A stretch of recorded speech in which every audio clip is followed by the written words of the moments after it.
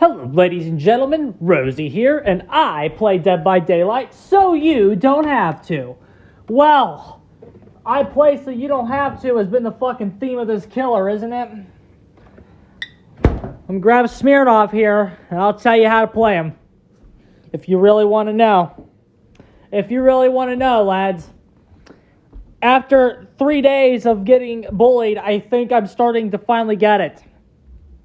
And again, as we start to understand the killer, and as we start to execute more consistent plays, and as we begin to kind of understand what we're doing, again, I'm not playing any experts in these matches I'm about to go over. We're not playing any experts. It's worth repeating that the killer isn't good. Okay? This killer sucks. This killer is not good. He's very glass cannon, very easy to stop if the team is good. Okay? You lose the EMP war against good teams. Okay? You lose it. It's just how he fucking works. If they're good, they will be able to do a combination of gen rushing / winning the EMP war to actually stop you from executing any of your plays that were going to help stop you from winning. Okay? Before we start this commentary off, I want to get a few things out of the way. Okay? Your EMP biopods, just a few general tips, okay? This is the thing that I think set me off on the path to righteousness, if you will. Okay? This is how I became something greater. Okay? Do not walk around blowing up EMP biopods. That is what I'm going to tell you. Okay? I choose to phrase it like that. A huge reason that I was doing that, I don't know how this was my understanding. I thought that you couldn't shoot again after they were EMP'd, that it was just a camera. That is only true for 60 seconds. I didn't know that. I don't know how I didn't know that. I guess it's that pesky full-time job I have that I didn't have enough time to sit down and properly study the killer, and I didn't watch any PTV footage. You know, I'm not in it as much as I used to be. So it was my understanding that when they EMP'd your shit, it was gone permanently, except it could be used as a camera. I don't know why I thought that. Okay, I don't know why I thought that. But learning that changed the game for me, because I'm not running around blowing up EMP biopods anymore. Some of them I am. It depends. Okay? And yes, when they blow up a biopod, they have 60 seconds to fucking get free gen time in when it's there, pretty much. Which means the killer has a bad late game. Okay, but if there is a particular biopod that you are finding is doing massive work for you, and you've gotten like 2 or 3 infections off of it early, and they EMP that biopod, do not destroy that biopod. Because the EMP doesn't blow it up. Jack said that he would want the EMP to destroy the biopods. I don't agree with that anymore, because of the fact that you can't shoot again after 60 seconds. Which means you don't want to walk around and destroy that pod. Leave it there. Don't destroy it. And then you destroy some of your shit. And again, chances are, if you need a biopod back desperately that is EMP'd, chances are the reason that you need the biopod back is because you're right next to the fucking thing. And somebody needs to fucking, you're in chase and you need it. Chances are. Now, again, there are those pesky times when you're halfway across the map, you're checking one, it's EMP'd, they're on the gen, right? And you technically desperately need that biopod back too, but that's probably a late game situation in an attrition war where you're going to lose anyway. If you're at that point in the match as this killer, you probably lost. You need, the key to playing Trashilarity you need to have both a successful early game and a successful mid game. The transition between the early and the mid game as this killer is super important. It's super important. And again, I'm not expertly demonstrating any of that. This is all theory crafting on paper kind of here. You have to be able to have a successful early game via going around putting up well-placed biopods. Don't just put up a biopod. Don't just put it up. Think about what the fuck you're doing and where you're putting it. Think about why you're putting it. What gens is it covering? Is it high enough to secure an area? Think about shit like that. Okay? This killer hates line of sight blockers, okay? What that means is the newer the map design, the worse time you're going to probably have. He doesn't like maps like Larry's that have low ceilings and you can't get really high elevation on the biopods either. Midwich is much friendlier to him because of the hallways. There's no line of sight blockers on the hallways in the distance, but if you put something at like the end of a hallway, you're going to have a very easy time infecting that survivor, kind of like Ghostface's stalk. Okay? But the way that it kind of works, it's kind of like reverse Myers. The closer the biopod is to the survivor, the harder time it seems to have tracking them. The harder time it seems to have. This is why you want to be putting your biopods up high. This is another thing that I wasn't getting the first time I played them. I knew that like you should probably be putting them higher, but I was putting them low way too much the first couple times I've been playing them. I'm putting them low because like I just figured I don't know why I thought that would be better. I don't know. But for some reason, I was putting them low way too much. They need to be high. Daniel Master 87 is the one who came in and said, you got to put these things higher. And it's like, I mean, I kind of knew the game wanted you to do that, but as soon as he said that in the chat, I started to like much more consciously place them higher, and immediately I started having more success. And it's like, you have to place these things high. Yes, there are tiles where that's just not going to be an option, etc., etc. There's places where placing them high isn't going to be an option. Chances are, if that's the case, you are probably at one of the weaker maps for them. Probably. So and then the next tip I have: don't just commit to the guy because they're infected. I think I don't watch Scott Jund anymore, lads, so I don't know what he said in his video about how to play him. But I heard Machase. It was the two-thing summary I got. So I'm not going to make any Scott Jund quotes here. What I'm going to tell you is don't just mindlessly rush after the first infected person you get. Think about it, okay? Don't just rush somebody because they're infected. You're not the most lethal. You're not the most lethal killer in this game. Sometimes it requires 4 teleports to fucking get a good survivor. And again, against a good team, you can't really, they win the EMP war, etc., etc. So if you identify that the survivor is good, if you have tunnel vision on somebody who is infected, just because they're infected, you have the potential to get one down and lose 3 or 4 gens. And I'm not even lying to you.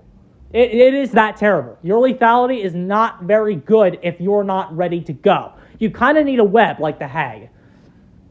Before your lethality is good. You can do some very lethal things and play some very good tiles, and you'll demonstrate some of these matches will demonstrate the potential he has to play some of these tiles. But you have to get set up first. You are not a chase killer at the start of the game. You can become a chase killer as the game progresses in the late mid game, transitioning into the late game potentially if you need to be. I think but I mean again 3-genning is just really good. So like obviously if you have a 3-gen, take it. But like you have to have a good 1v4 game, and the way to have that good 1v4 game is at the beginning of the game, get those well placed biopods up and survey them. Well, quickly get 3 or 4 up. Don't place all of them. That takes too long. Get 3 or 4 really good ones up. And just that ones that cover some gens, and preferably you have corrupt intervention, so you have 3 or 4 biopods up. You can potentially really quickly study about, I'd say, over half of the relevant parts of the map in the first 2 minutes. Okay, get an infection. If they're too far away, don't bother with them. Just get an infection, see where they are, and if they're infected, and again, I'm going to say 6 out of 10 times you probably do want to commit to the very first person you infect. It's not a rule, though. Just because somebody's infected doesn't mean that's what you do. It's probably what you're doing a majority of the time, though. But you still need to be conscious of where they are on the map. You still need to be conscious of, are you moving at an adequate pace to where if you chase this guy, you're not going to lose 2 generators. You need to be, again, this is a lot of these decision-making process is a part of playing killer, but like on this killer, it's taken up to the nth degree. Where it's like Skull Merchant and Knight, They just kind of have very passive abilities that the decision making on them kind of writes itself. That's not the case on this killer. His decision making process does not write itself like theirs does. Or the spirit, where you can down somebody in 10 seconds, so the first person you find is the first person you're going to have down in 20 seconds and on the hook and moving on to the next. You know what I'm saying? He doesn't play like an S tier. He plays like a lolcow. That's what AQ said. In order to play this character, you need to play him like a fucking lolcow. Because that's what he is. He's not an S tier, he's a lolcow. Don't play him like an S tier because he's not an S tier. He's a lolcow. Play him like a lolcow. And so, with all of those general tips out of the way, those are the kind of my big takeaways of today's 2-hour stream. I'm going to hop back on for a little bit longer as soon as I'm done with this commentary. But I just want you to kind of see some of these ideas in practice. And again, we're not playing any experts here, so don't bother telling me these guys aren't good. Don't bother telling me this doesn't work against good teams. I already know that. Well, everything you're about to tell me about how bad these people are, their lack of coordination, I get that. I get it. You don't got to tell me because I know. Okay? But you got to walk before you can run. And we're figuring out how to walk. You need to learn how to camp.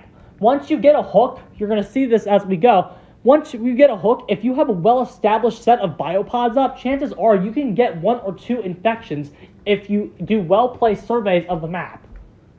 So keep that in mind. Keep that in mind. It's important. What you do when you have a hook survivor is important. Alrighty, let's go. So we're going to spawn in on Ironworks of Misery. Okay, a map I am finding for him is actually okay. Okay, I think there's a height limit for your own sake, because there's like a point where they won't be able to detect you. You want to make sure you're placing the biopods up high. Just get 1 or 2 down early at that location. Pretty good. Got some scratch marks here. Get some on the trees. See that, like just those high elevation positions. They can cover multiple gens. They can cover a gen and a tile. The lower your biopod, the more specific its range is. That's another reason why a low biopod isn't kind of what you want to be doing, because it's more specific. It covers probably one thing. The closer a biopod is to a specific thing, it is what it's covering. Okay, we don't like what we see with that survivor, so we're going to go ahead and move on. Bam, found somebody.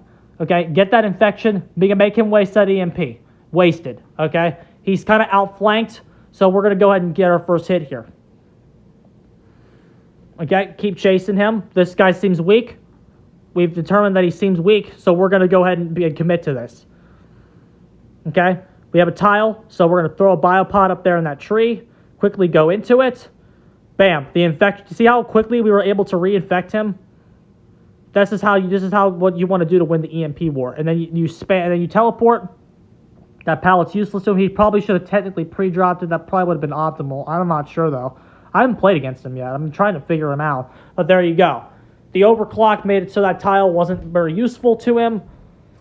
And we got a first down with 5 gens.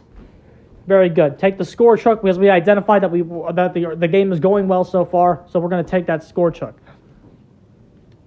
Okay. We don't have to worry about the anti-synergy between Scorchhook and Deadlock. These 2 perks can work well together, but they can also not work well together. If the survivors get flowing, they can really make Deadlock an anti-synergy with the Scorchhook. But if you're in control of the game, the 2 perks have a very good synergy. It just depends on who's in control. There's a classic Rosie whiff for you. Okay, so we see that the unhook just happened right by the biopod. We shouldn't have a camp thing anymore. Bam, got the quick reinfection. Make them burn an EMP if they got it. Just get it out. The only way to get rid of the EMPs is to get the infections. Don't just not infect them because an EMP exists. Infect them to get rid of it. Okay, we're at the shack. We're going to go ahead and burn the God pallet, which I don't know if she should have dropped it or not. We identified that Leon went left. We're still executing this tunnel. We're kind of figuring out how to tunnel with them. Okay, not another survivor. Leon's going to the right. The Fang Mean's going up. Fake pressure the Fang Mean. Make her jump off. Now we're going to make our intentions, what we're doing, known to the Leon. Be sneaky with the movement. That's general killer stuff, though. Okay, we somehow mind-gamed an unmind-gameable tile. That play doesn't work, but made for this, by the way. If he has made for this, that section of the loop is not mind gameable. Somebody made for this is so good. Alrighty. We're doing good. We only lost one. We still only lost one gen. Get those biopods up. We have a decent little web in place. We know where 2 of them are. We want to see if we can get an infection here. Now, but that's all right. We still have knowledge on 2 people. Fall to the left because the only place somebody can be coming is from the left. We know that. And the Leon kills himself on hook, which great. Take it. Is this kill or take what they give you?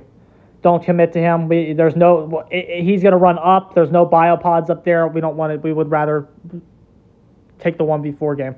Fucking autism with the blast mine. It's all right. We have a chance to save this, so we're going to take it. Alrighty, this biopod right here, we've identified that this one is actually doing good things for us. Because it's gotten some infections. It's a spot where there's not many line of sight breakers. That biopod's putting in work this match. It's doing a lot of good things for us. Another infection.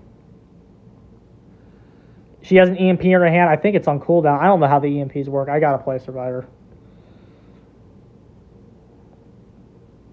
Okay, that one's EMP'd, but that one's doing well for us, so we're not going to go over there and blow it up.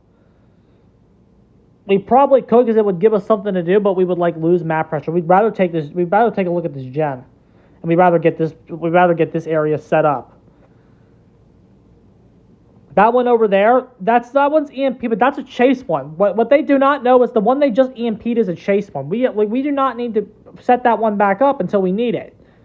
Like right now. So it's like, okay, now we need it. Now we're going to go set it back up. Easy.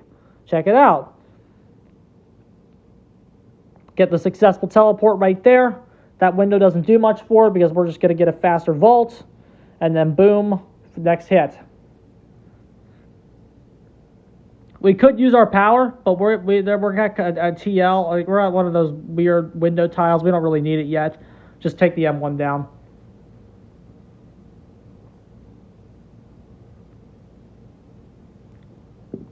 There we go. We have 3 scorch hooks. But, you see, the survivors also put us in a situation where we would like to wait till that perk's off cooldown. See deadlock? There it is. But they popped another one, so deadlock reactivated, and that gem was actually a very good pop by the Gabriel. I don't think he meant to do it. I don't think he's skillful, mind you. It's just what happened. That gen over there is still deadlocked, so this is kind of a safe commitment. They can't really... Oh, yes, they can. That was like my exact thought process playing the game as well. It deadlocked a different one, which means that Scorch Hook perk actually did something for us, I think. Yeah, it did blow that gen up. Okay, so there we go. Easy infection with that well-placed biopod up there. She's still not... She can't just stand there. You can't just stand there. In that situation at the tile with that biopod placement, you cannot just stand there. And she just stood there. I will execute. The height of that biopod makes it very easy to infect survivors.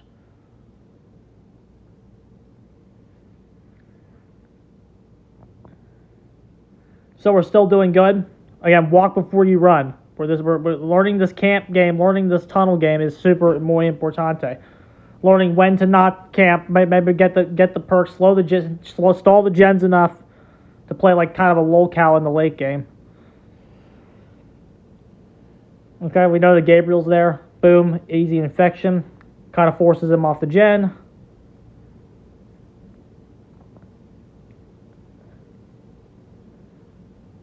We know where everybody is.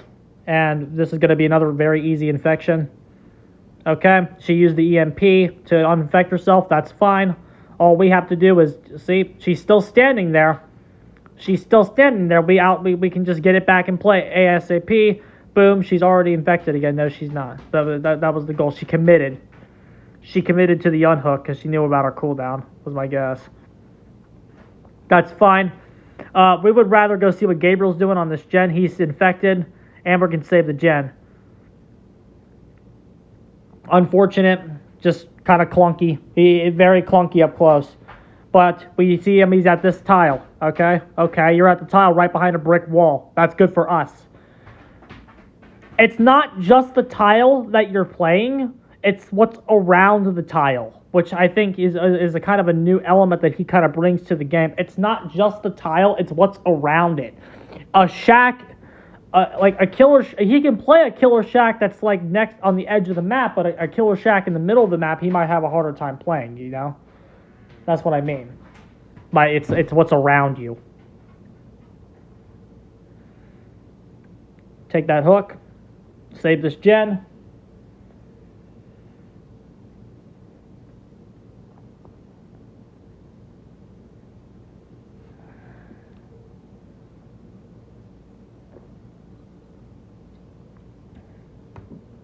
I think he is a save killer because I think Bamboozle on him is slightly redundant. I'm starting to think that. She's got a hook trade, but she's dead on hook. So we're just going to go make him have to mend a deep wound. Take our kill here because we've earned it. There we go.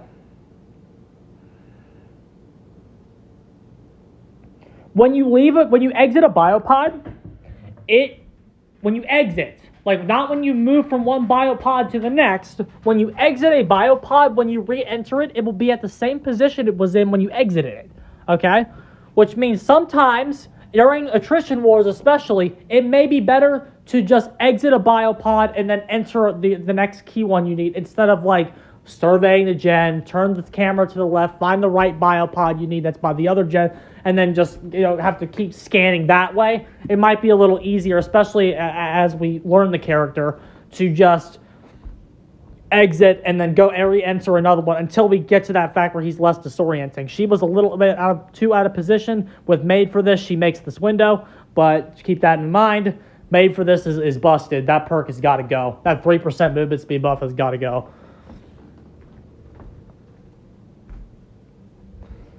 But since she didn't have Made for This, we were able to commit to that.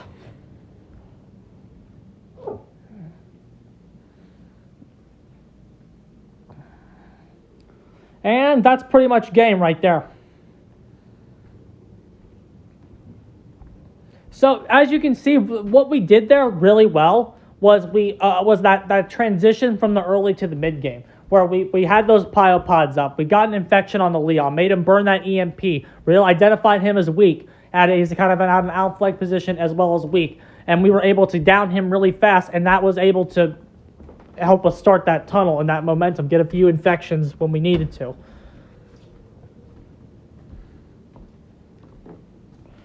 Also, when you place the biopods higher, you'll find that, like, okay, we all understand that the biopod tracking is clunky, but like that can also be beneficial for you sometimes. There's times where, especially when you're placing them in trees and a little higher, there's times where you probably can't really even see the survivor, but it's still getting them.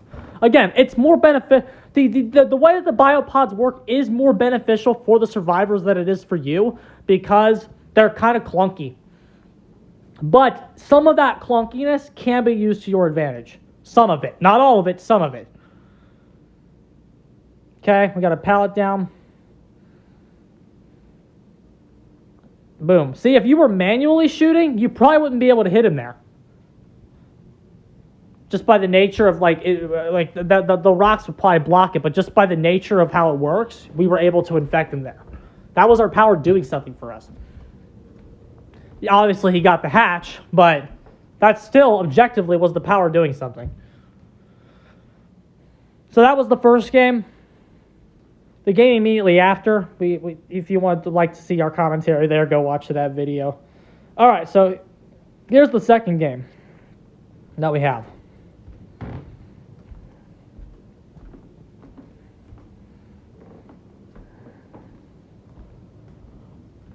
We are on the Moaning Whorehouse.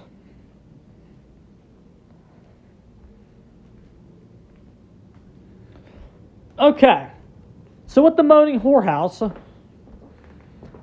the first thing you're going to realize is that building in the center, that's big enough. That's big enough for you to go get some well-placed biopods on there early. And look how it's big enough, and they let you get, like, it's not like, insane like the ironworks, like your biopod placement there works like you'd kind of expect it to. Okay, so just get that one right there would cover the most. It covers that gen and the killer shack. We got that area covered, and that whole area to the left. The higher you place them, the more they cover, and that's why you want to be doing that. That's not something to be underestimated. Don't just you will be surprised with what they can cover when they're high. Don't use it to cover a tile because that's too weak. This is definitely the stronger way. Now in a situation like this, it's early. We kind of want to scout more of the map. That's when it's more useful to kind of click around between the biopods when it's early / mid game. There's an infection right there. Okay, so this is what we know. We know he's right by Shack. So there we go. This is kind of what we want to be pressuring right now. This Gabriel right here. Boom, here's the teleport. Look how much distance we just closed with that. And then that's going to be a hit. There's kind of nothing around him here for him to use. Alrighty, get off cooldown. And then we're going right to shoot him. Keep that biopod up because we got 5 left. We can get rid of it later. Use our power. Get over the window really fast. Overclock because we're right by a fucking pallet. So force him off of it. Very unfortunate that overclock ended right before that window vault. So now this guy is kind of established. That's not good for us. But here, this gen over here moving, we would rather pressure her now because she's kind of established. Look, now we're going to go ahead and save that gen. Had we committed to the Gabriel, we would have lost that gen. Okay, that one's EMP, but we like the placement, so we're not going to get rid of it. We like the placement. Okay, we lost that gen, but we saved another one. Okay, we got an infection. Boom, we got another one. And then, so our goal right now is Nancy. She infected the Gabriel. That changes what we're doing, and the Gabriel's way more out of position. We would have taken him even if he didn't get infected. But there's our game state. Because we took our time, we ended up saving a generator, getting 3 infections, and then a down. Very good. See what you want to be doing there? That kind of juggling more general early and then more specific in the late. Okay, we took a basement hook. Every second we have 4 gens is because of our decision to save that one right there. It's still kind of high.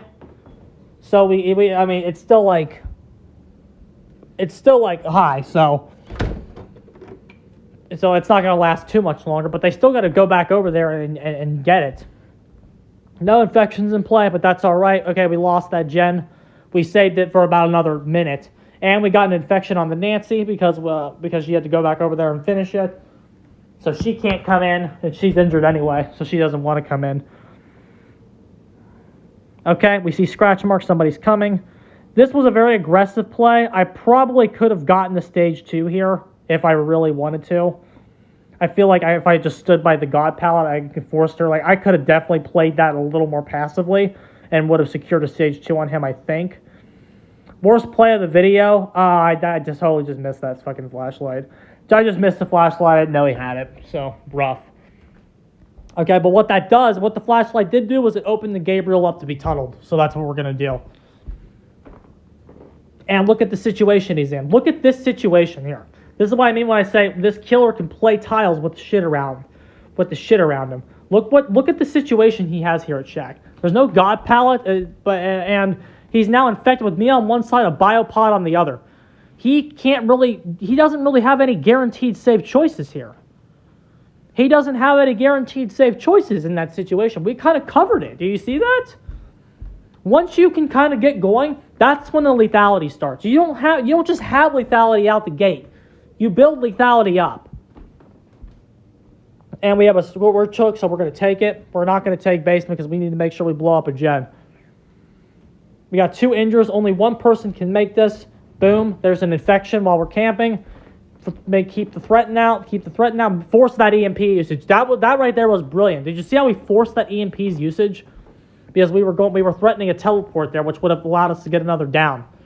Which, I mean, that would have forced somebody else to come in and get the rescue, which is kind of what you want to be doing. But because the EMP came out, we still forced its usage, and she blew up a bad one as well. That diapod right there is terrible. That's not a good placement. In fact, we ended up right here getting rid of it because we don't like the placing on it. So that EMP was trash. That was a very, very poor EMP, and she wasted it.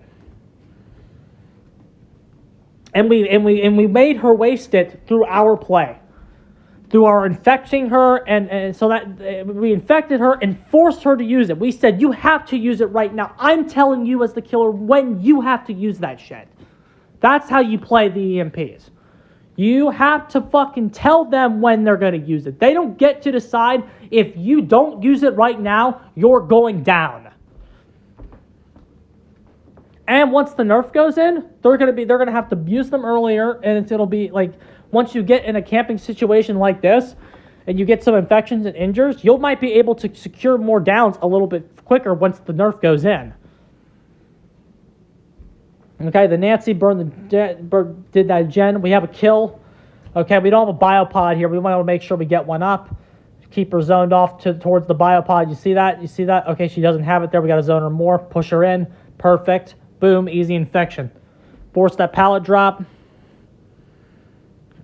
She left the tile, which means we're going to do this. Boom, teleport into the overclock. And then we're going to get her before she gets to the window. But we teleported just in case she got to the window, we would have a faster vault. That's why we use the overclock. The overclock doesn't grant you any movement speed. It doesn't, like the teleport doesn't grant. In fact, I think you actually do lose distance if you use it. You lose quite a bit of distance, especially if they have made for this. If they have made for this, you definitely lose distance when you use the power. But it's not. It's about that fucking faster vault that you need. Okay, so we kind of have a camp. We still have some biopods we want to get out. Kind of set up an additional web. Okay, nobody is guaranteed. This is a very, very campy situation here because of the injures in play. We know where somebody is. Okay, cool. Infect them. Threaten them. Boom. Okay, you didn't take it, so you didn't listen to our threat. Now we could actually down him here, but we see that the Fang Mean is healed, so we want to get back to Hook. We didn't have to do that, and the Fang Mean was actually there. She probably should have fucking rescued the person. But we're at a Scorch Hook. We see the Fang Mean is here. I guess the scratch marks are there. She wasn't quite there yet. She probably still should have saved her, but we're going to force the Hook trade, blow up that gen back there, which, by the way, was 50% when the game ends. So these two that Hook trade saved us a gen. Those two Scorch Hook plays in a row ended up saving us a gen. This is why Scorch Hook is still so good. See, look, we don't have line of sight for a shot, but the auto shot actually did something for us there. We didn't have any line of sight for a shot, but for a manual shot. But since it auto shoots, and the game detected she was there, so there's something that it's actually good for. Okay, play patiently. Your patience is rewarded. This killer is rewarded. Your patience with this killer will reward you.